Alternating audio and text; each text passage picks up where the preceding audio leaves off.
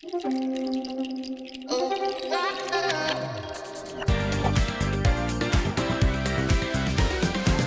tout le monde, vous regardez Standard Le Talk, votre émission 100% Standard de Liège. Je suis ravi de vous retrouver comme dans chaque émission où on vous propose du contenu en rapport avec le club liégeois. Et cette semaine, on vous propose l'interview exclusive de Hakim Zahabo, la révélation 2024 ici au Standard. Hakim Zahabo répond tout simplement à nos questions. Il nous parle de ses débuts dans le football, de sa personnalité et de son parcours où il a traversé pas mal de clubs. Vous l'avez compris, c'est la première partie de l'interview exclusive de Hakim Zahabo, notre rouge du soir.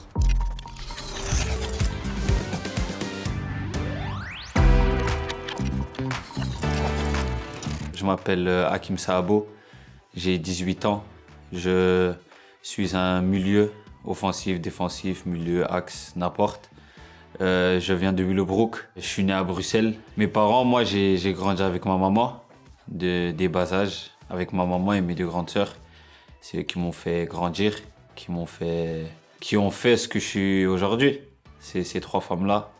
Et moi je suis le plus petit, le cadet de la famille. Un vestiaire pour moi c'est un groupe, une famille, parce qu'on est là du matin au soir, H24, 7 jours sur 7. Des fois, on a des jours off, mais même dans les jours off, d'une manière ou autre, on est encore lié au vestiaire. Peut-être qu'il y a des soins à faire, peut-être qu'il y a des choses à faire. Et pour moi, un vestiaire, il y a une petite hiérarchie entre grands et entre moins grands, comme moi. Moi, je viens d'arriver dans le vestiaire, je suis l'un des plus jeunes. Je dois m'adapter un petit peu aux autres, vu qu'eux sont un petit peu plus anciens que moi. Et ils vont m'apprendre à vivre avec eux. Et je dois m'adapter à eux pour me développer sur le terrain et en dehors. Je pense que les jeunes ils peuvent beaucoup plus apporter sur le terrain qu'en dehors, parce qu'en dehors, les anciens ils ont une expérience que nous, les jeunes, on n'a pas. Et nous, on doit apprendre des anciens, parce qu'eux, ils ont l'expérience que nous, on n'a pas. Si un vestiaire ne vit pas, si un vestiaire ne se dit pas les choses, je pense que sur le terrain, on verra les résultats. Après tout, c'est pas toujours le facteur qui va faire que, mais il y a un élément qui va faire que sur le terrain, les résultats ne vont pas suivre. Petite anecdote, on a notre DJ, Moussa Djenepo, et la musique, c'est lui qui nous fait vivre. Après, il a un petit peu toujours les mêmes sons, mais bon, c'est comme ça, c'est Moussa. C'est Moussa. Il met du tout, hein. Il met du tout, il met de l'afro, il met du R&B, il met du rap, il met tout, mais c'est souvent les mêmes chansons, mais il met du tout quand même, il met du tout. Même si les résultats ne suivaient pas, on a toujours été un groupe uni. Moi, maintenant, ça fait 2 mois que je suis dans le vestiaire et on a toujours été unis, une famille, et on s'encourage à être mieux, on travaille ensemble. Quand on perd ensemble, on gagne ensemble, donc ça a toujours été une bonne ambiance dans le vestiaire. Mes premiers pas, je pense que j'avais 4 ans et demi.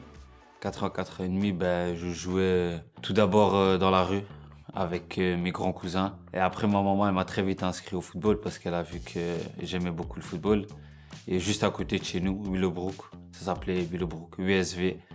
Et après, j'ai fait là-bas, je crois, j'ai fait 1 an et demi. 1 an et demi, je suis parti au Germinal Beerschot. Au Beerschot, j'ai fait 6 mois, je crois. Et en décembre, je suis parti à Anderlecht. À Anderlecht, j'ai fait, je pense, 4 ans. 4 ans, de mes U8 à mes U12. U12 à Anderlecht, on n'a pas su me donner ce que maman voulait, parce qu'elle voulait un internat et il n'y en avait pas à ce moment-là. Du coup, je suis parti à Genk. À Genk, j'ai fait 1 an. Après, à Genk, j'ai eu quelques soucis à l'école. J'ai eu quelques soucis à l'école qui ont fait que je suis parti à Malines pendant 2 ans. Et après ça, je suis venu au Standard pendant 1 an. Et après, j'ai voulu continuer ma formation. Je suis parti à Lille pendant 2 ans. J'ai fait 2 ans à Lille et maintenant je suis de retour. J'ai un petit peu bougé, moi. Moi, je trouve que ma formation, elle est complète. Vraiment complète en termes footballistiquement, physiquement. Je pense qu'à Genk et à Anderlecht, on apprend beaucoup plus ce qui est football avec les pieds. Et je suis venu au Standard et à Malines, ils m'ont appris ce que c'était se battre sur le terrain, là, avoir la rage sur le terrain et beaucoup courir. Du coup, pour moi, et au LOSC, c'était un petit peu un mixte. Donc pour moi, je trouve ma formation, elle est un petit peu complète. Moi, je suis une personne, je m'adapte très vite aux gens. Je suis très ouvert, je suis souriant, je parle avec tout le monde. J'ai pas de soucis avec personne. Donc en vrai, L'adaptation dans le vestiaire même, ça a été facile, oui. Après, sur le terrain, il y a toujours un temps d'adaptation qui fait que pendant un bon moment, tu te retrouves pas vraiment. Tu te retrouves pas vraiment. Après, au bout d'un moment, tu es dans le bain et après, tout suit. C'était une volonté parce que je voulais pas encore partir loin de ma famille. Parce que je me sentais pas encore du tout prêt. Je me trouvais encore très très jeune. Du coup, je suis revenu au Standard et je m'y trouve très bien. Je pense que c'est une passion. Je pense que c'est des bas âges. J'aimais le ballon, j'aimais courir, j'aimais tirer dans le ballon. J'avais trop d'énergie en fait. J'avais beaucoup trop d'énergie et je devais relâcher un petit peu, je pense. Ce qui me plaisait, c'était les matchs. C'était quand je pouvais jouer les matchs, quand je pouvais m'amuser, quand je pouvais faire ce que j'aime faire.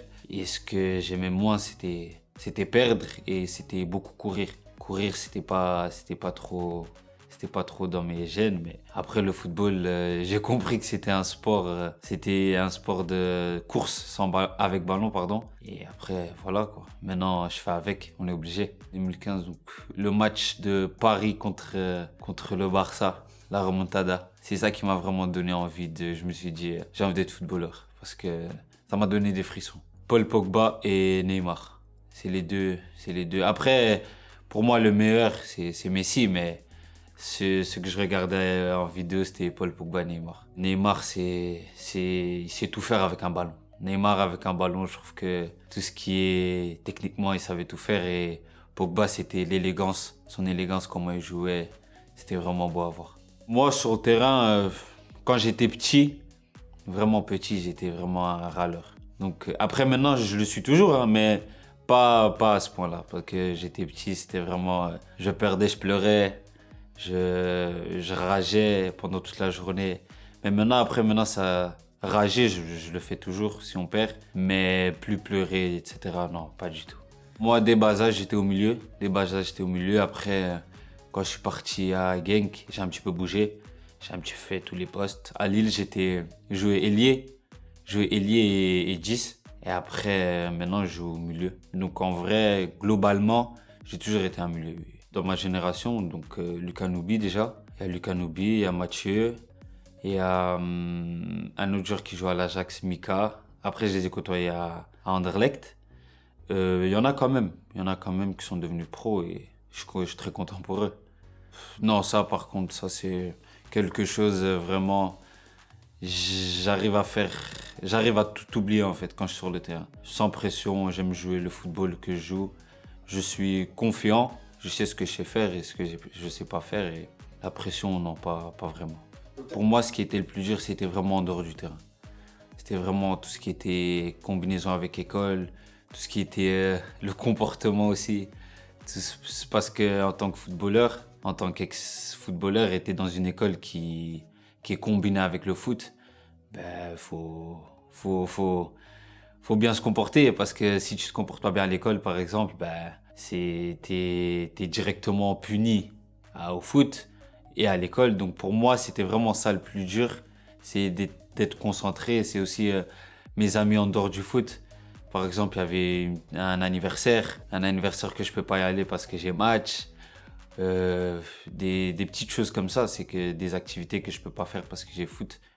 Après, mais j'ai aucun regret. J'en ai pas souffert, ça pas, mais je le sentais quand même. Mais dès bas âge, on m'a fait comprendre que si j'ai envie de faire en sorte que le football soit mon métier, ben, je devais me concentrer sur le foot. Et dès bas âge, je l'ai fait. Aujourd'hui, j'espère que ça va continuer. Une crainte d'y arriver, non. Ça pas. J'ai toujours été confiant. J'ai toujours su ce que je voulais faire. Parce que même en dehors du foot, je sais pas ce que je vais faire. Si aujourd'hui, par exemple, le foot s'arrête, je sais pas ce que je vais faire. Donc, une crainte d'y arriver, non. Parce que j'y crois. Et je pense que mes proches aussi y croient en moi. Donc, je pense que j'ai tout pour y arriver. Pour y arriver, tout d'abord, c'est dans la tête. Parce que tout se travaille. Le talent, tu l'as ou tu l'as pas, mais tous ceux qui jouent au foot, tous ceux qui arrivent, par exemple, dans des catégories un petit peu plus hautes, c'est qu'ils ont du talent. Mais le plus important, c'est dans la tête. C'est que si tu es confiant, que si tout le monde est derrière toi et que toi-même tu es concentré et tu travailles il y a tout pour devenir pro. Il y a des joueurs aujourd'hui, ils ont beaucoup plus de talent que d'autres, mais ils ne sont pas arrivés où les autres sont. Donc, le travail, c'est la clé. Tu as les pieds, tu es devant la porte et le travail va te faire en sorte que la porte va s'ouvrir. Moi, ça a été un très gros défaut. C'est que je me reposais beaucoup plus sur mon talent que sur le côté bossé. Mais après, ça fait pas très longtemps que le déclic s'est fait. Et maintenant, je pense que ça paye les fruits. C'est que maintenant, je travaille beaucoup plus qu'avant. Et maintenant, je sens moi-même que j'avance et que je m'améliore. Ils nous préparent comme eux, ils savent le faire. C'est qu'ils nous mettent tout à disposition. On a un dermatologue, on a un ostéopathe, on a tout. On a on a un nutritionniste. C'est que si toi-même tu sens que tu as besoin de quelque chose ou tu es en manque de quelque chose, bah, tu peux aller lui poser des questions. Donc le club nous met tout en place pour qu'on réussisse. Et après, mais maintenant, le travail doit aussi venir de notre côté. Mon plus beau souvenir, c'était en U17 à Lille, quand on a joué, quand on a été champion. On a été champion, on est parti vers les phases finales contre Toulouse et j'avais marqué. Je pense que c'était ça le plus beau souvenir parce qu'il y avait toute ma famille. Après, moi, je vais vous dire la vérité. Moi, quand j'étais plus jeune, j'étais pas trop dans les pépites de ma catégorie parce qu'il y en a beaucoup. Il y a beaucoup de très bons joueurs dans ma catégorie. Donc, j'étais pas vraiment dans les pépites où ils se disaient que, ah ouais, lui, demain, il sera un top joueur. Après, ils disaient que j'étais un bon joueur, mais j'étais pas dans les pépites. Donc, en vrai, j'ai eu des gens qui sont venus vers moi et m'ont dit oui, t'es un très bon joueur, mais tout ce qui était en dehors du football, je me concentrais pas trop sur ça. Donc ça rentrait, j'appréciais, mais après, tout ce qui était à faire, c'était de performer, c'est tout. C'était cet été, avec j'étais avec ma maman et mon agent, il m'a appelé et il m'a dit, ben, il y a quelque chose de concret. Et je me rendais pas encore compte, je pense. Je me rendais pas encore compte.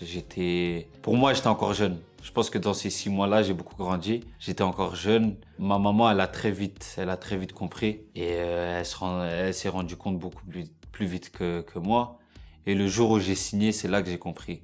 Quand j'ai vu ma maman, quand j'ai vu mes sœurs émues, c'était ce moment-là où j'ai compris que, ah ouais, maintenant le vrai travail commence et le boulot commence. Et que ça, c'est un vrai travail maintenant. C'est que je travaille pour quelqu'un.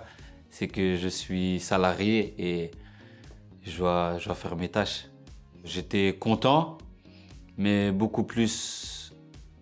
j'avais beaucoup plus l'envie de encore mieux faire que ce que j'ai fait auparavant. Moi, je suis quelqu'un, je reste beaucoup en famille avec mes proches et beaucoup avec mes amis. Donc, dans mon entourage, pas vraiment, parce que je côtoie pas beaucoup des gens que je ne connais pas. Donc, les gens autour de moi, ils n'ont pas changé et ça reste la même chose. La différence pour moi, il y a une très grosse différence en termes d'intensité. Mais en termes tout ce qui est avec ballon, je pense que c'est la même chose. Après, il y a beaucoup plus de pression aussi. Parce que maintenant, il y a beaucoup de fans, il y a beaucoup de stades, surtout ici au Standard. On a des merveilleux fans qui fait qu'il y a une pression des fans en plus qu'on n'avait pas en jeune. Mais ça, c'est un facteur qui me motive encore plus pour se donner pour ce club. Si j'avais le choix de où j'attendais la Belgique, où j'allais avec le pays de ma maman. Et moi, j'ai choisi ce pays parce que je voulais rendre quelque chose à ma maman qui a fait quelque chose pendant toute ma vie, qui a été là et qui est toujours là. Donc pour moi, c'est comme si je rendais hommage à ma maman. Je représentais ma maman. Donc pour moi, j'ai choisi ce pays avec une volonté au max parce que c'était pour ma maman et je regrette pas du tout ce choix. Après la Belgique, peut-être qu'ils allaient m'appeler, peut-être pas, ça on sait pas. Mais là, j'ai pas joué pour la Belgique, mais je joue pour le Rwanda et je suis très fier de jouer pour eux. Pour moi, c'était une expérience. Je me disais, si je suis jeune et je peux y aller, pourquoi pas? Pourquoi pas tenter cette expérience? Si j'aime, j'irai encore. Et si ça me déplaît, ben, j'arrêterai et je vais me concentrer que sur le club. Mais j'ai été directement, je me suis senti comme chez moi, donc pourquoi pas continuer? C'est incroyable, surtout si maintenant tu vois un peuple vraiment derrière vous. Je pense que ça te donne encore plus envie de continuer à représenter ce pays et à tout donner. Vraiment, moi, j'ai pleinement kiffé. J'ai fait les qualifications de la CAN, j'ai fait Maintenant, récemment, les qualifications de la Coupe du Monde, et c'est tellement incroyable. Et j'aimerais encore jouer beaucoup de matchs pour eux. Le football africain, pour moi, avant ça, je ne connaissais pas. Dès que j'y étais, ça m'a impressionné parce qu'il y avait des joueurs tellement forts que je me suis dit pourquoi ils ne jouent pas en Europe. Mais après, c'est les opportunités de la vie qui font que, mais ça m'a impressionné. C'est vrai que jouer en Afrique, c'est très, très, très, très dur. C'est très difficile parce que des fois c'est le terrain, des fois c'est l'adversaire contre qui tu joues, des fois c'est l'arbitrage, des fois c'est... Il y a beaucoup de facteurs qui vont faire que ça sera un petit peu plus difficile, mais t'apprends. Quand tu joues en Afrique, t'apprends. Quand tu reviens ici, t'as appris quelque chose. Et ici aussi, on apprend. Donc, pour moi, c'est très bien de prendre une expérience en Europe et en Afrique. C'était contre le Soudan, si je ne me trompe pas. C'était contre le Soudan, on avait gagné, si je ne me trompe pas. Le premier match, on avait fait match nul. J'étais rentré. Et le deuxième match, j'étais titulaire, on avait gagné 1-0. Et oui, je me souviens très très bien. Avant de retrouver la deuxième partie de l'interview exclusive de Hakim Zahabo, on passe maintenant au camp adverse où on est parti rencontrer le journaliste chez Sudinfo, Vincent Miller, qui suit de très près le prochain adversaire du Standard de Liège, l'Union Saint-Gilloise.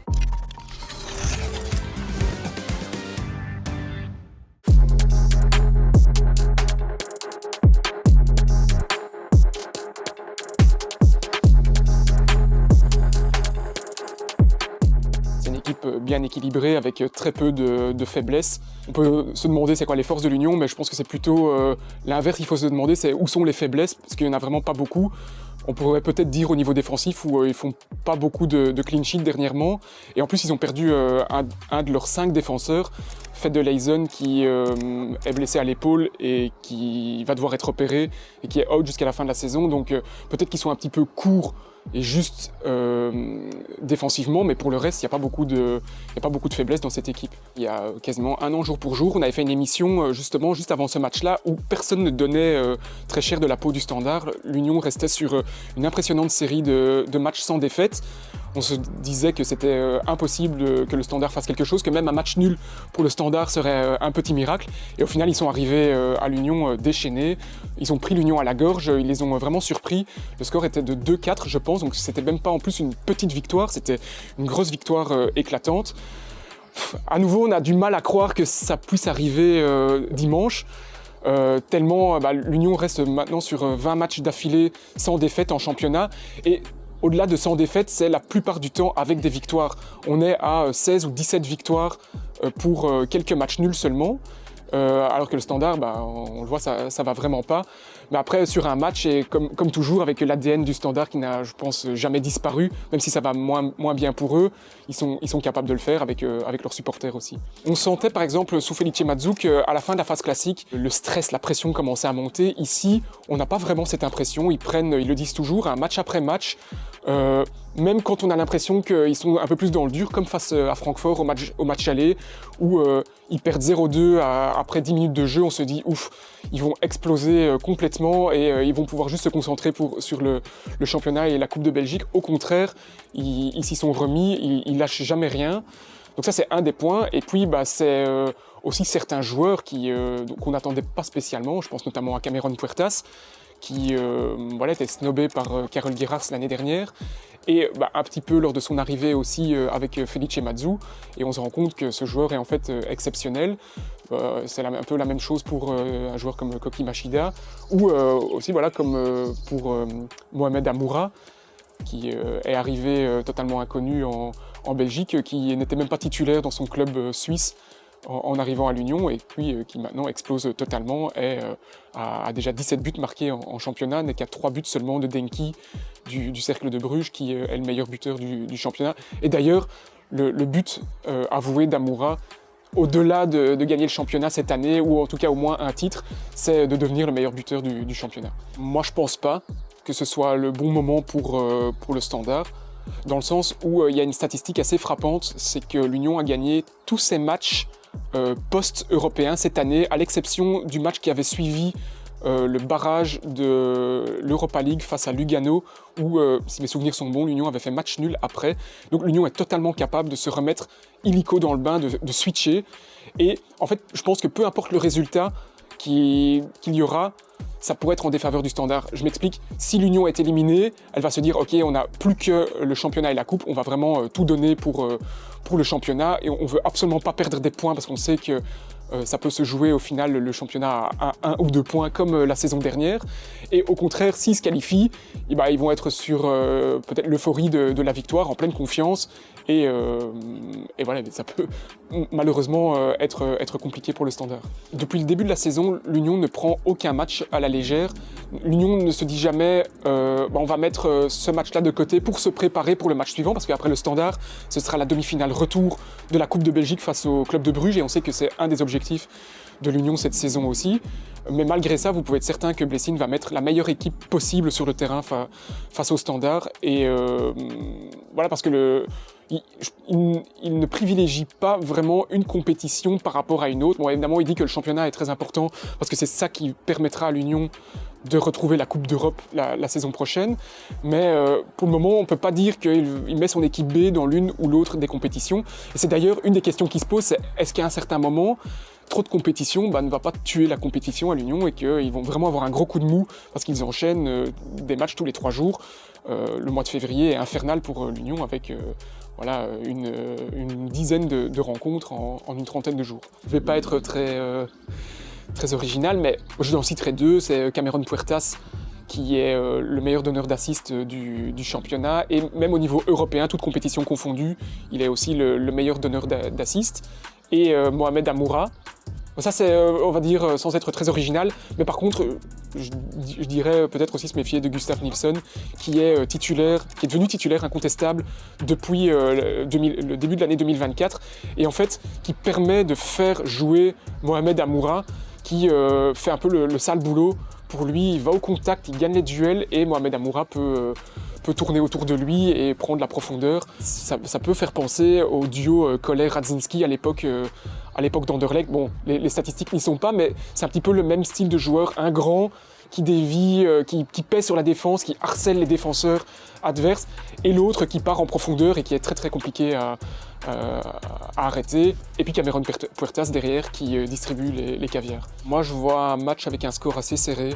Honnêtement, je pense pas que l'Union va gagner sur un gros score. Je peux être étonné, mais je dirais 1-0 ou 2-1.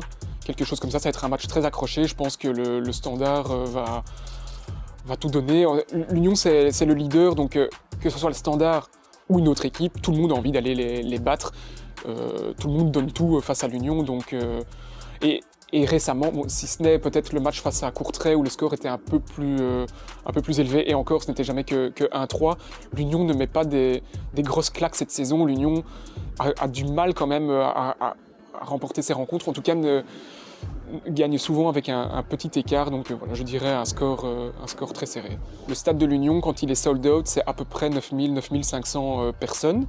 C'est marrant parce qu'il y a quelques décennies, c'était des dizaines de milliers de personnes qui se massaient dans le stade, mais bon, maintenant, aujourd'hui, il y a plus de normes de sécurité, et c'est bien normal.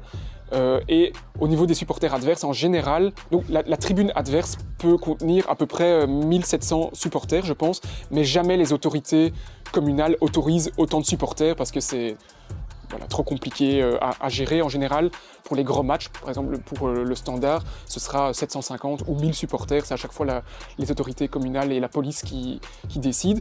Et donc quand on fait le compte, sur 9000 supporters, il peut y avoir déjà 1000 supporters du Standard. C'est vrai que ça peut jouer, surtout que c'est un stade qui se prête bien à l'ambiance, à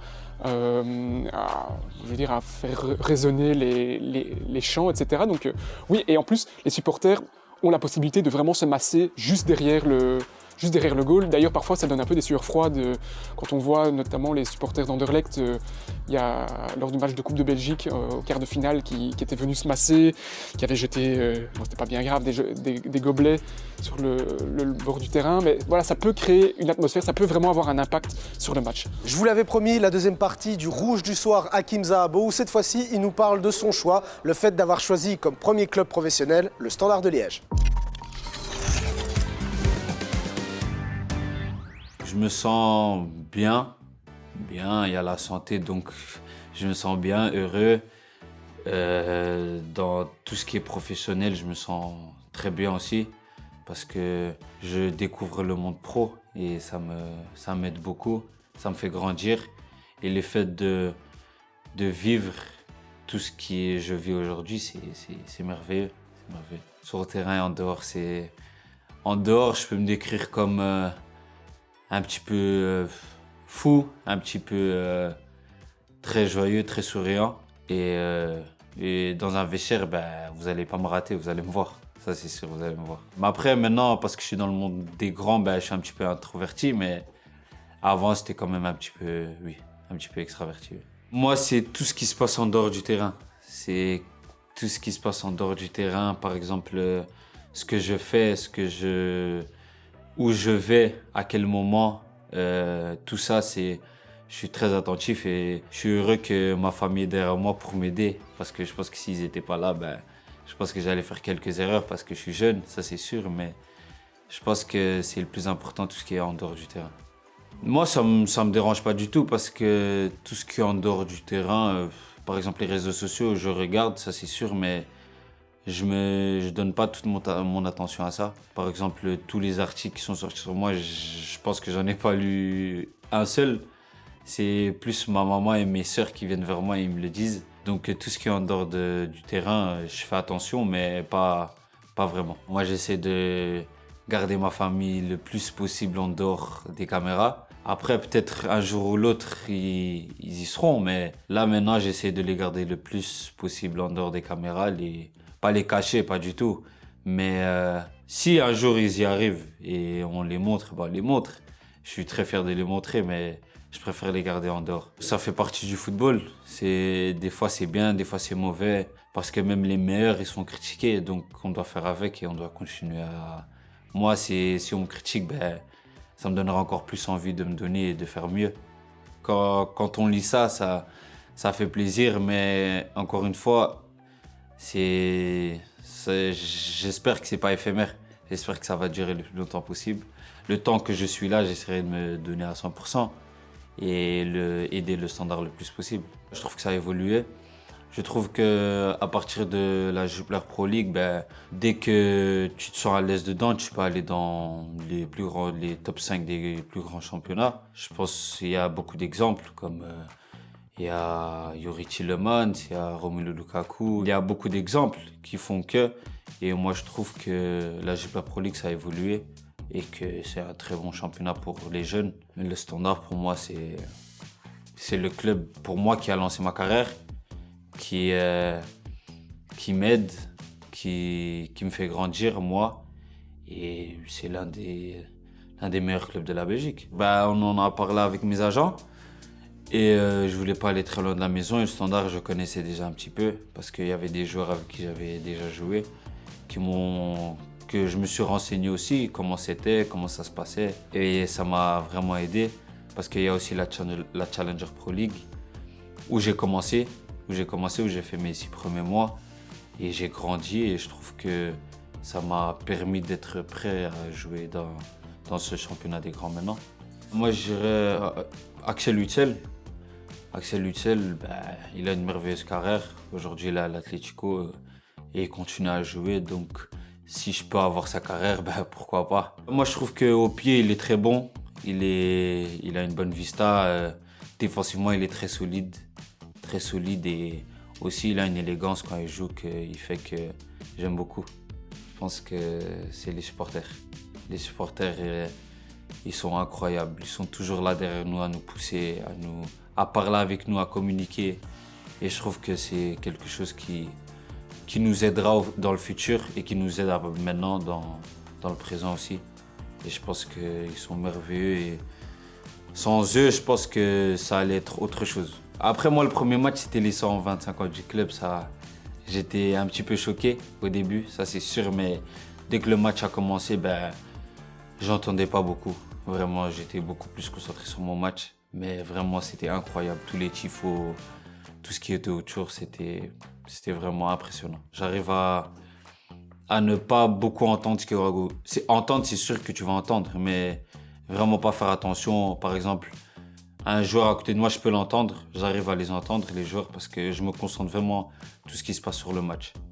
Je pense que pour moi, une très belle passe, c'est aussi un skill pour moi. Éliminer un joueur par un contrôle, c'est aussi un skill pour moi. Mais ouais, je pense que ça c'est les plus beaux pour moi. J'espère un jour être un facteur important dans l'équipe.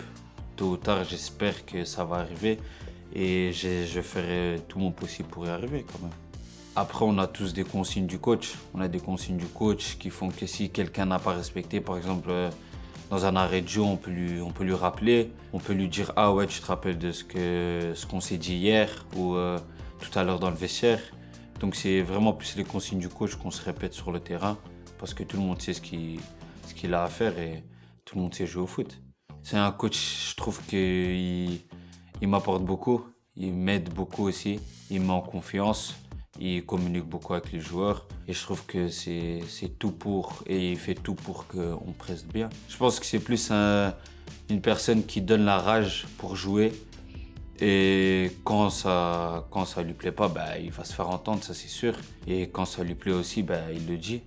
Et donc moi je pense qu'il se communique bien avec nous dans le bon sens. Il m'a déjà parlé personnellement, il m'a déjà donné beaucoup de conseils par rapport au match que j'ai fait, où je pouvais m'améliorer, des points où je pouvais mieux faire et ce que j'ai fait de bien et ce que je devais continuer à faire. C'est William Balikwisha. William Balikwisha, je suis beaucoup avec lui, il m'a pris sur son aile. C'est pour moi dans le vestiaire comme un grand frère. Il m'a fait découvrir beaucoup de monde, il m'a fait découvrir les autres et jusqu'au jour d'aujourd'hui, je le remercie pour ça.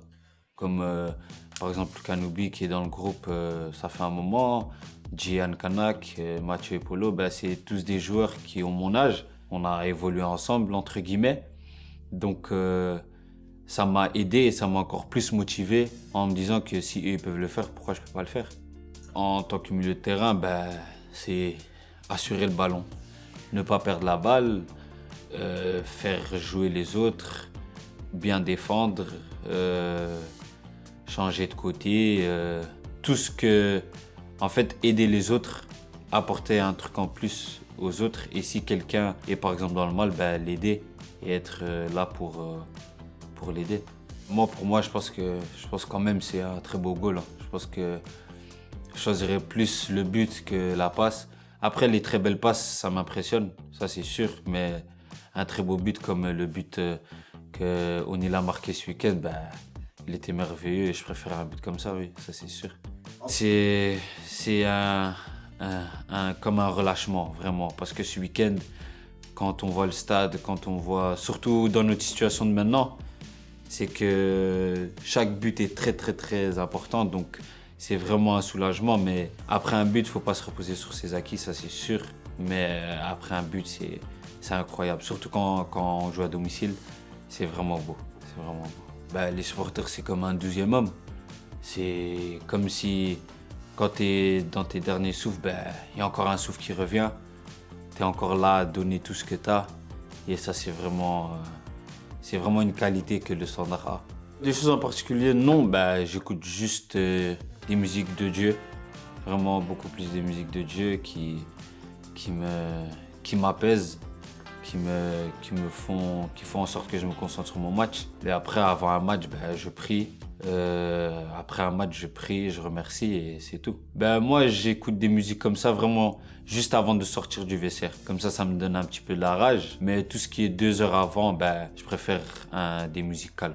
Je dirais de MIG, pas de ralentir. Ça donne un petit peu de rage, oui.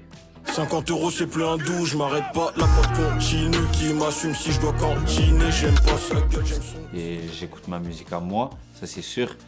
Mais oui, je pense que si Moussa aime le faire, il aime le faire. S'il aime partager avec les autres, qu'il continue.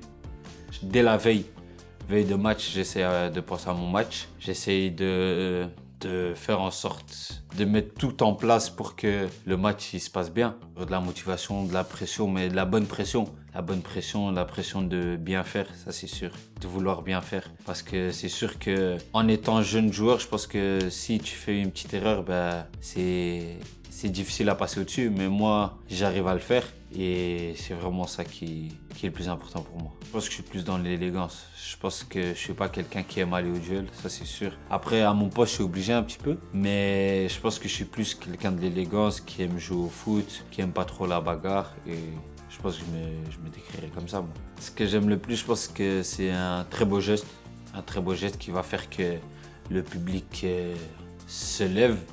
Et ce que j'aime le moins, je pense que c'est prendre un but. Ouais, je pense que c'est prendre un but. Le tacle, on est habitué. Ça a toujours été comme ça et t'en auras tout le temps. Après, des buts, c'est à éviter. Vous voyez, on peut éviter des buts, mais des tacles, ça non.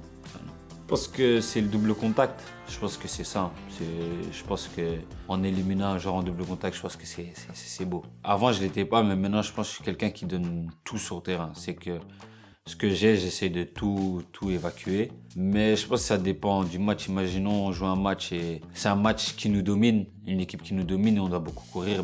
Après un match, je pense que tu es cuit. Mais si maintenant c'est un match que tu domines et tu as le ballon et c'est toi tu cours avec la balle, je pense qu'après un match, j'ai encore un petit peu d'énergie, oui. Je pense que je suis plus quelqu'un qui fait en sorte que le match est fini et on passe au prochain match. Vraiment, après, j'essaye de revoir ce que j'ai fait de bien et ce que j'ai fait de mal. Mais je pense que dès que le match est fini, que ce soit un très bon match ou un très mauvais match, c'est le passé, c'est passé et essayer de faire mieux le prochain match. Mes ambitions, je pense que c'est de jouer le plus possible cette année. Je pense que c'est de jouer le plus possible cette année et l'année prochaine, la même chose et espérant gratter une place importante dans l'équipe. Je pense que c'est vu des matchs européens avec le Standard de Liège, ça c'est sûr, oui. Je pense que c'est ça. Le PSG, je pense, parce que c'est aussi l'équipe que je supporte, donc je pense que c'est le PSG, oui. Il y a le jeune Warren Zaïre-Emery, j'aime beaucoup. J'aime beaucoup ce qu'il fait, j'ai joué contre lui et j'aime beaucoup ce qu'il fait chez les grands. Et oui, j'aime bien le regarder.